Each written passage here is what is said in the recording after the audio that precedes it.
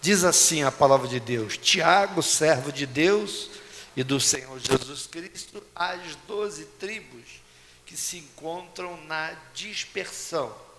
Saudações. Meus irmãos, tende por motivo de toda alegria o passardes por várias provações, sabendo que a provação da vossa fé, uma vez confirmada, produz perseverança. Ora, a perseverança deve ter ação completa, para que sejais perfeitos e íntegros, em nada deficientes. Até o verso 4, que Deus possa abençoar a leitura da sua palavra feita nesse instante. Vamos orar mais uma vez? Senhor, aqui está diante de nós a tua palavra e pedimos, Pai, que o mesmo Espírito que a inspirou possa nesse instante abrir nossa mente e coração para entender aquilo que o Senhor quer falar conosco nessa oportunidade.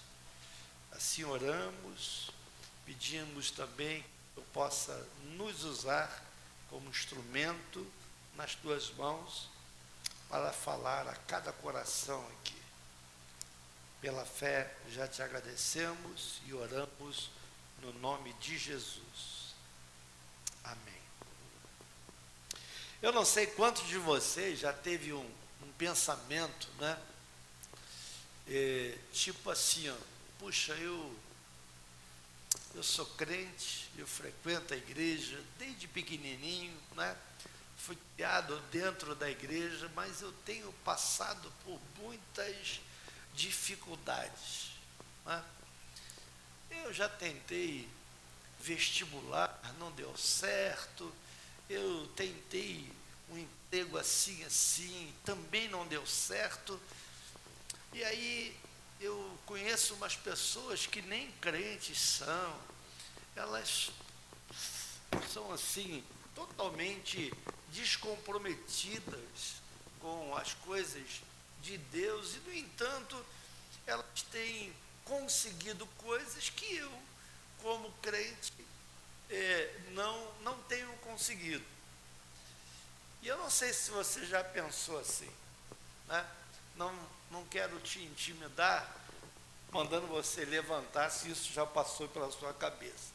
Mas isso já passou pela cabeça de um salmista. E ele registrou isso, ele foi honesto. Ele registrou isso. Então, antes da gente pensar nesse texto aqui, eu queria olhar o Salmo 73. Olha que salmo interessante. O Salmo 73, o salmista, ele vai falar mais ou menos isso que eu falei. Ele era um homem de Deus, temente a Deus, e ele começou a ter inveja das pessoas que eram bem-sucedidas e não eram crentes. Aí ele vai dizer assim, ó, quanto a mim, porém, verso 2, quase resvalaram os pés, ou seja, quase que eu tropecei, quase que eu caí, né? Pouco faltou para que se desviassem os meus passos. Ele está dizendo em outras palavras o seguinte, quase que eu perdi a fé. Quase que eu perdi a fé. Mas por quê? Olha o verso 3, a franqueza dele. A gente precisa fazer umas orações assim francas para Deus, né? Porque não adianta a gente esconder nada de Deus, porque Deus sabe das coisas. A Bíblia diz que a palavra não saiu na boca, Ele já sabe o que você vai dizer, então não adianta, né? Olha o que ele diz no verso 3, pois eu invejava os arrogantes ao ver a prosperidade dos perversos. Olha, vê se não é aquilo que eu estava falando para vocês.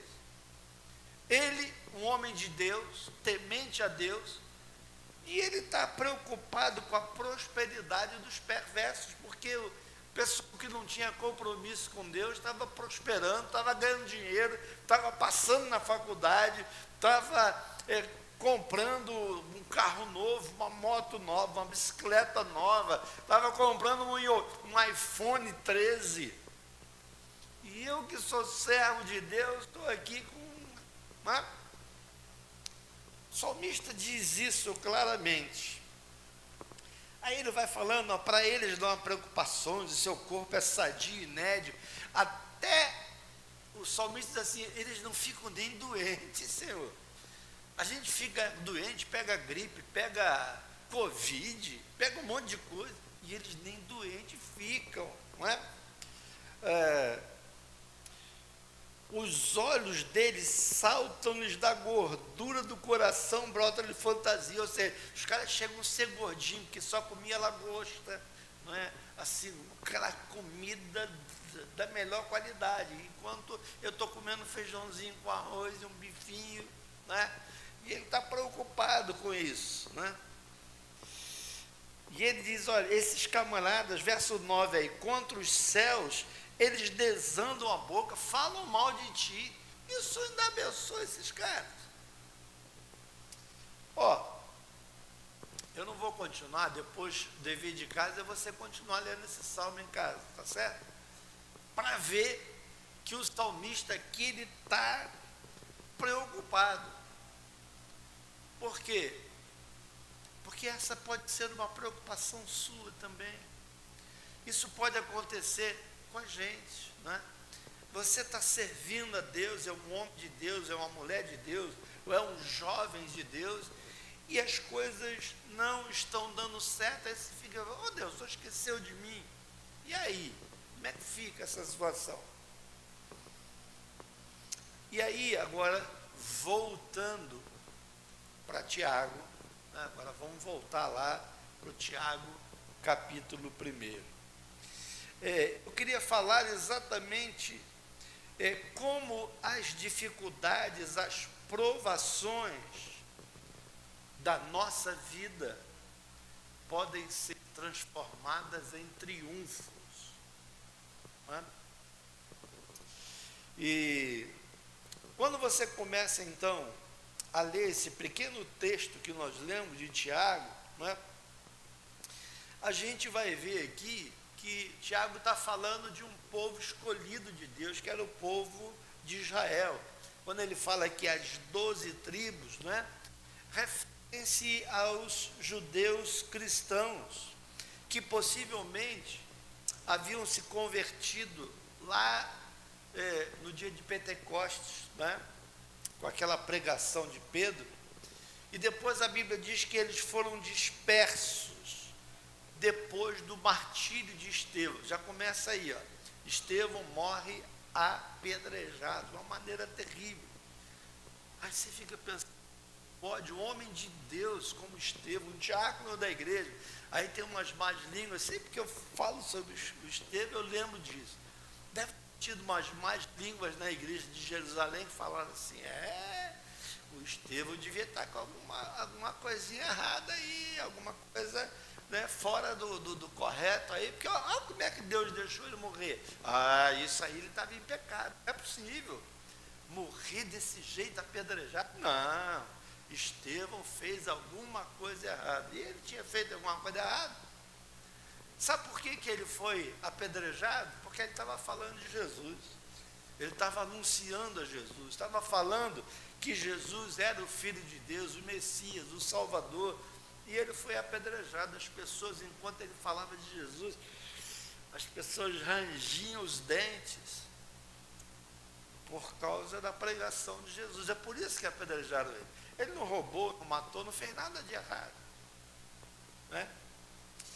E agora, a gente vai ver que Tiago vai dizer aqui que eles são perseguidos, eles foram dispersos depois da morte de Estevão. Eles foram dispersos, não é? São crentes, mas tiveram, por exemplo, seus bens saqueados, né?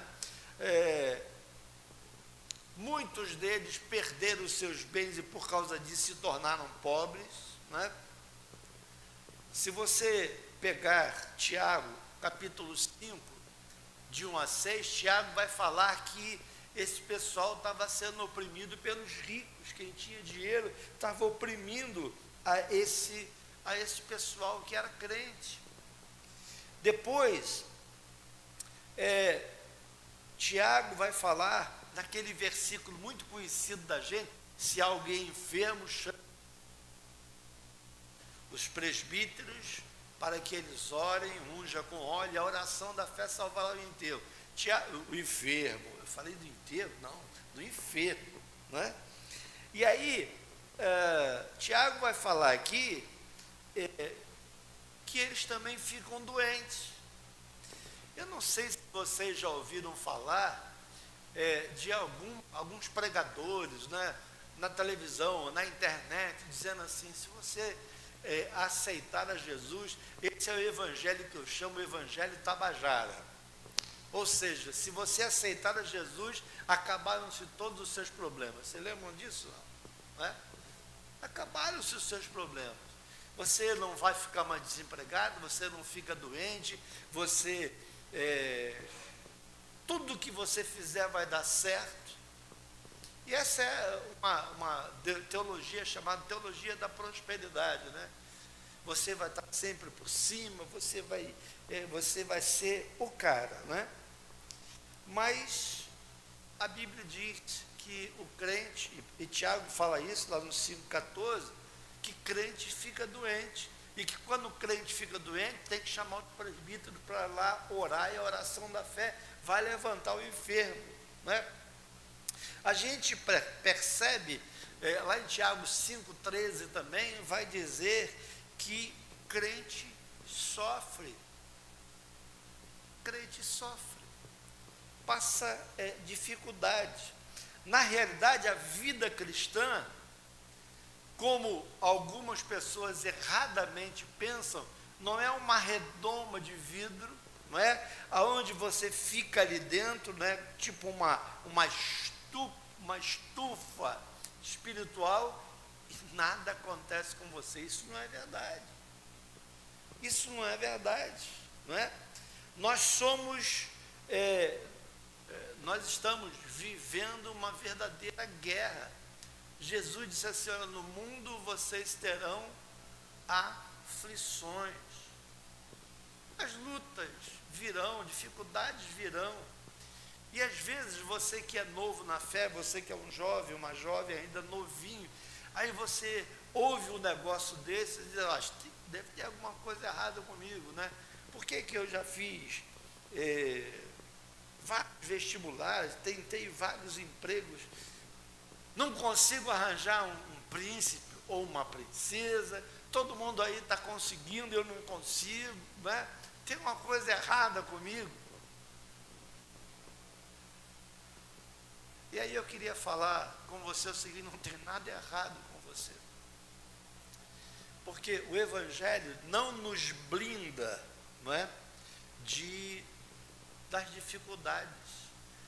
Nós estamos inseridos num mundo, não é, que a partir do momento que nós pecamos, e nossos primeiros pais, Adão e Eva, não é, quando eles pecaram, nós então herdamos o pecado e as consequências do pecado, né? E por causa disso, né, a gente fica doente, a gente fica gripado, a gente tem, infelizmente, câncer, tem vários tipos de doenças, e muitas pessoas, servos e servas de Deus que a gente conheceu. Eu lembro que conheci uma menina de 12 anos numa igreja congregacional no Rio de Janeiro. Eu já era pastor daqui, eu cheguei na época a pedir na reunião de oração aqui na igreja. 12, essa menina morreu de câncer. Câncer nos ossos, como é que é? Nos ossos não, no sangue. Leucemia, isso. Leucemia. Uma menina, já pensaram? Aí você diz assim, puxa, mas e Deus? E Deus? Aonde está Deus que deixou isso acontecer? 12 anos, pastor, como é que pode um negócio desse? O grande problema, queridos, é como nós enxergamos o mundo que nós estamos vivendo. A grande resposta está aqui. Aí eu lembro de um netinho que estava brincando na sala. Era uma criança de 4, 5 anos de idade, brincando na sala, e a avó, toda avó faz isso, né? Bordando lá um pano, né? E esses bordados que essas vovós gostam de fazer, elas têm experiência com isso e tal, e estava bordando. E a criança está lá brincando, ela olha para cima assim, vê aquele bordado do lado do avesso, né? E ela olha, e criança é sincera, né? Criança é sincera, não esconde o que ela pensa. Nossa, avó, o negócio só está fazendo aqui um monte de linha enrolada, não estou entendendo. Está feio esse negócio aqui, para quem só está fazendo isso? Aí a avó percebeu que a criança estava olhando o lado contrário do bordado, né? E aí a avó chegou e falou assim, vem cá, sobe aqui no meu colo para você ver o meu trabalho. Quando a criança subiu no colo e olhou para o bordado do outro lado, falou, nossa, avó, que lindo, que legal, nossa, lá de baixo estava horrível, mas olhando daqui, está lindo. O que eu quero dizer com isso? Às vezes, nós olhamos a nossa vida como aquela criança. Nós olhamos de baixo para cima e não entendemos o que Deus está fazendo. Aí a gente ora, nossa, um monte de linha para lá e para cá. Eu não entendo o que Deus está fazendo, onde Ele quer chegar. Mas quando você tem a visão de cima para baixo, que nós podemos chamar também de uma visão espiritual, você entende então, você começa a olhar da visão de Deus. Porque se nós olharmos apenas da visão humana, né? E Eclesiastes fala muito sobre isso, vi debaixo do céu. O que significa essa expressão? Que aparece de montão em Eclesiastes. Vi debaixo do céu quer dizer exatamente que você está vendo de baixo para cima. Você está vendo as coisas materiais, humanas, como todo mundo vê. E nós precisamos olhar as coisas da maneira que Deus vê. Nós estamos aqui, e a gente já ouviu tantas pregações sobre isso, a Bíblia diz que estamos aqui de passagem, nós somos peregrinos. Tem até um livro, né? O Peregrino, é um livro muito interessante, aconselho vocês a lerem, que é exatamente essa jornada que a gente tem aqui. Deus não prometeu nessa vida que tudo ia dar certo, que tudo ia bem. É verdade que muitas vezes, Deus nos abençoa. A gente consegue entrar numa faculdade, a gente consegue passar num concurso e entrar num trabalho, a gente consegue comprar algumas coisas que Deus nos dá condição para tanto. Mas nós não podemos fazer disso uma regra geral. Tem que sempre ser assim, negativo. Porque Jesus falou assim, no mundo tereis aflições. Há possibilidade de nós passarmos aflições nesse mundo. E aí, a minha preocupação, principalmente com você que é jovem, é de pensar assim, poxa, mas será que vale a pena eu trilhar esse caminho aqui? Eu venho na igreja todo sábado, eu venho na igreja na escola dominical, domingo à noite, será que vale a pena? Será que vale a pena? Foi isso que o salmista, no Salmo 73, ele estava preocupado. Se você ler, chegar em casa, uma hora que você tiver tempo, lê o Salmo 73, você vai ver que essa era a preocupação dele. Tem uma hora que ele fala assim, vale a pena eu te servir? Porque eu estou passando o maior sufoco. O cara que não te serve não é crente, olha lá. O cara chega a estar com um zoião gordo assim, né? Mas não é de olho grande não, é que ele estava comendo lagosta, comendo de churrasco todo dia, né? E o cara estava... E ele falava, como é que eu, assim, que sou teu servo, estou passando dificuldade? E às vezes, você que é jovem, você fica pensando assim, pô, será que vale a pena? Será que vale a pena? Essa era, como eu falei, era a questão do salmista. Aí o final do Salmo 73 é lindo. Eu aconselho você a ler, se você não conhece bem a história, porque no final, quando ele entra no templo, Deus diz para ele assim, ó, essas pessoas que você está invejando, que você olha, porque são ricos, que tem isso, tem aquilo e tal, estão gozando do bom e do melhor, o texto diz assim, eles estão à beira do precipício, eles, e de repente eles caem, e o que valeu tudo aquilo que eles tiveram. Mas aí Deus diz assim para o salmista, mas você tem a mim, você está sempre comigo. Aí Deus fala com ele então, da diferença que valeria a pena ele permanecer firme, porque a vida não é apenas isso aqui que nós estamos vivendo. A Bíblia fala que quando a gente dura muito, é 70 ou 80 anos, e quando chega lá é canseira e enfado.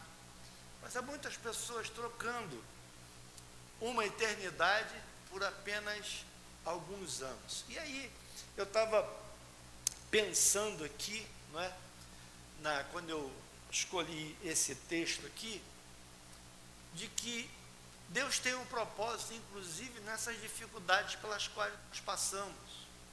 E aí, é a segunda parte aqui, que eu queria ver desse texto que nós lemos, que é do verso 2 ao verso 4 de Tiago 1.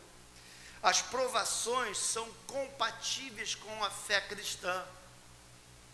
Não é incompatível. Se você é cristão, as provações são compatíveis.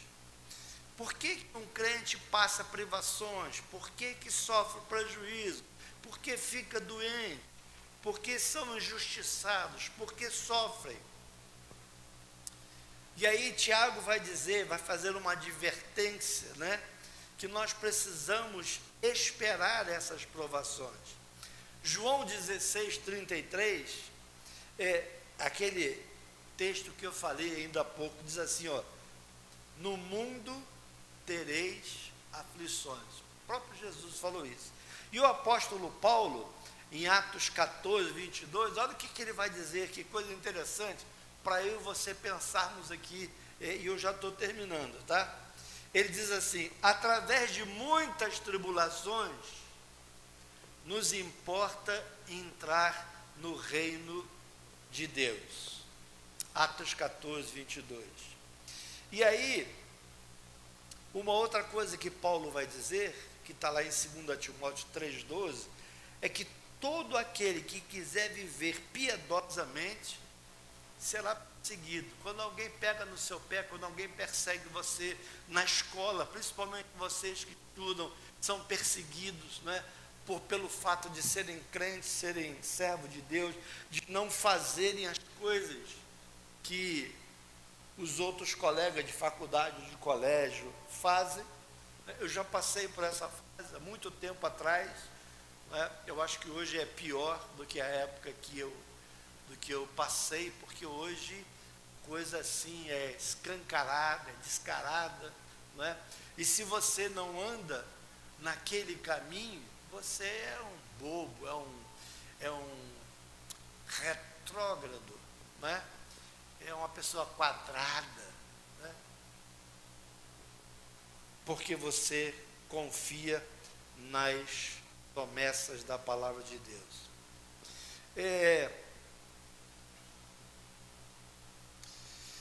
As provações que nós passamos, de onde elas procedem? Primeiro, as coisas que podem vir procedem da nossa humanidade. Nós somos de carne e osso. Nós herdamos lá, né, o pecado de Adão e Eva. Então, doenças, acidentes, desapontamentos, isso tem a ver com a nossa humanidade. Também procedem da nossa pecaminosidade. Criamos problemas com a nossa língua. Quantas vezes nós pagamos porque falamos demais, não é verdade? Com as nossas atitudes. Você quer ver um exemplo? Uma pessoa que fumou a vida toda, não é? Aí ela vai reclamar que ela está com câncer no pulmão e está morrendo. Muitas das coisas que nós sofremos tem muito também a ver com as nossas atitudes, com aquilo que nós escolhemos, não é? E uma última coisa que eu queria destacar da onde procede essas nossas provações, da nossa cristianidade, porque nós somos cristãos. Como assim, pastor? Porque nós somos cristãos? Sim. Muitas tribulações que nós enfrentamos por sermos de Deus, por sermos cristãos, não é? Porque Satanás, o mundo e a nossa própria carne, elas militam contra nós, sempre. Satanás, o mundo, não é? E a nossa própria carne, ela vai sempre militar, né? Atentar contra nós.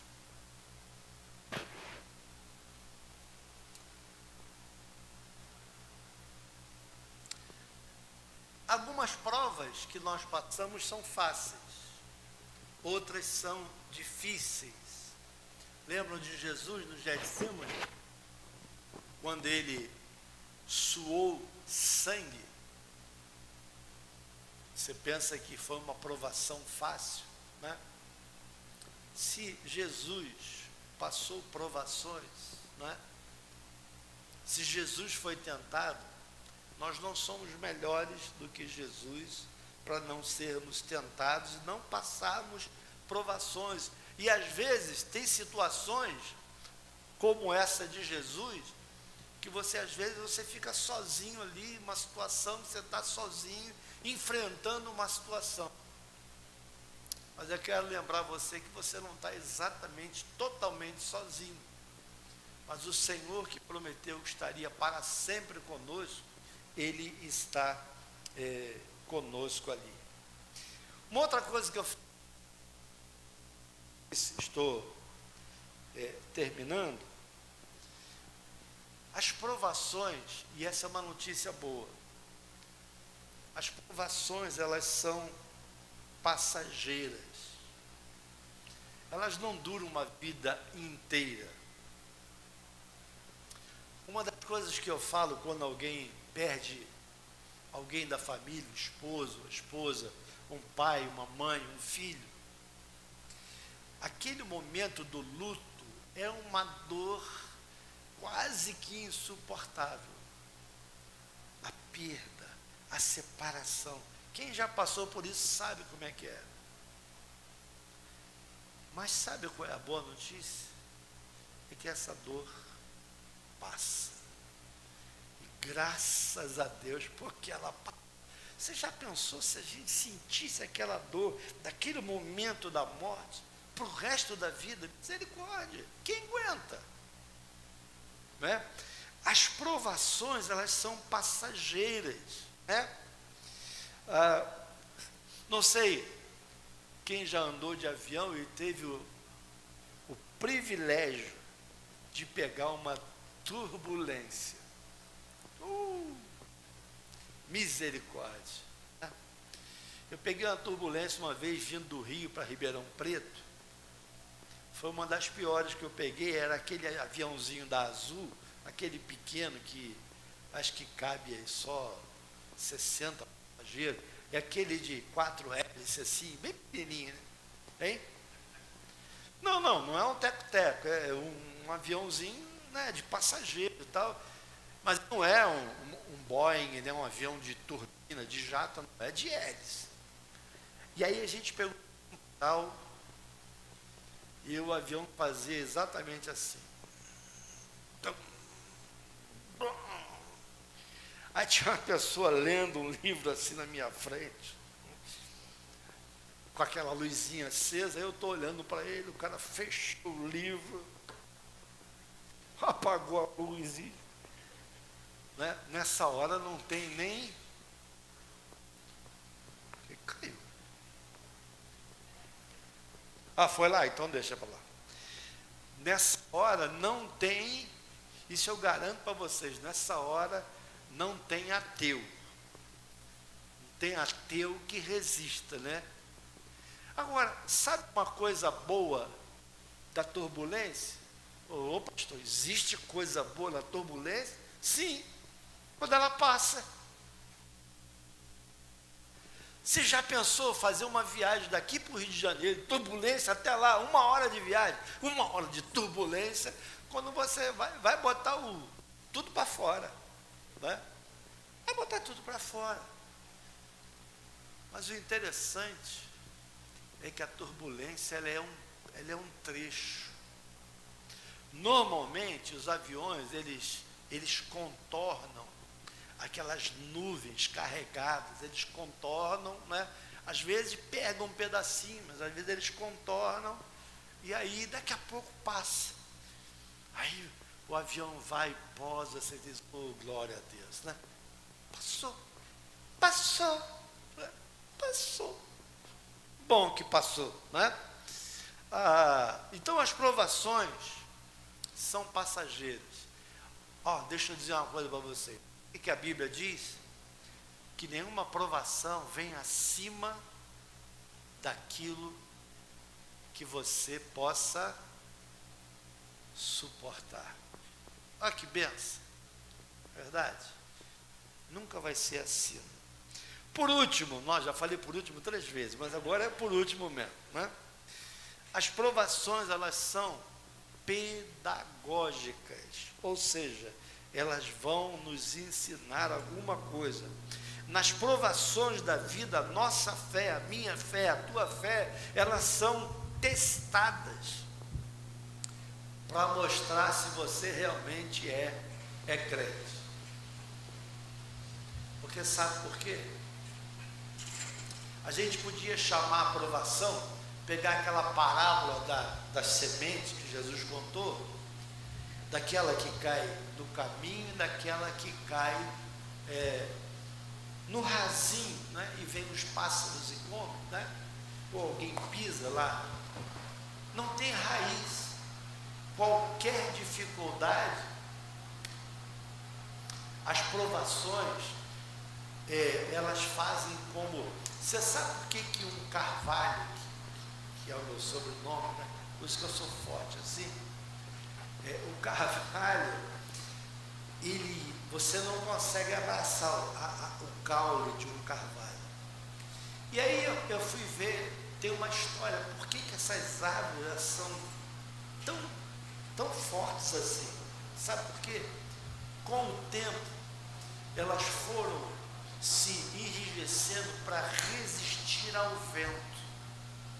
E aí elas foram, então, vocês podem pesquisar isso lá, isso não é conversa não, né? Árvores que vão